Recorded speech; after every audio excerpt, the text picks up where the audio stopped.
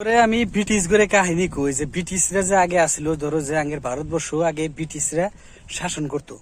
তো এই ব্রিটিশরা শাসন করার টাইমে ধরেন যে বেশি সংখ্যক টাইম আপনারা লক্ষ্য করে দেখেন, যারা যারা জানেন তারা কইবেন আর কি, যে আগের যে মা ও বোন আছে এই মা ও বোনে ঘোড়া বানাইতো।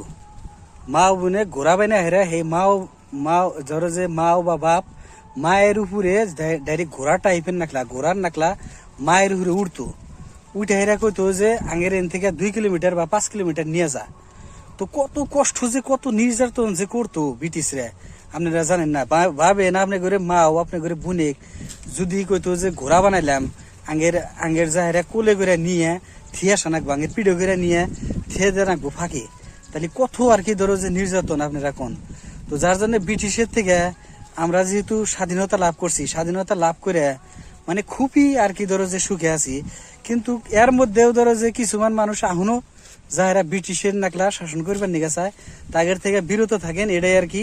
বহুত মানুষ আছে ধরো যে টাকার বিনিময়ে বিনিময়ে মানে একবারে ধরো মানুষ খুন করে, কত কিছু করে। তো এই ধরনের মানুষের থেকে একটু সবাই বিরত থাকেন, এটাই আর কি। তো thank you all of you.